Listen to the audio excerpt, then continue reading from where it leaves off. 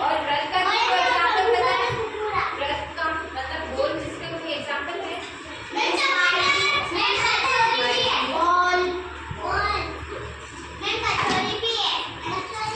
पहिया, साइकिल का पहिया जो होता है वो भी गोल ही होता है। आयत का कोई एग्जाम्पल किसी को आता है? और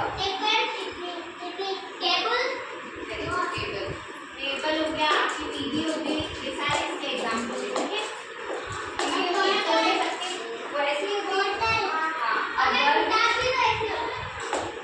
चलो वर्ग का बुक कोई ऐसी भी होती है, आयत जैसी शेप की भी होती है, तो बुक नहीं दे सकते। वर्ग का जैसे आपकी जो है ना ऊपर की दीवार वो हो सकता है। ठीक है, अब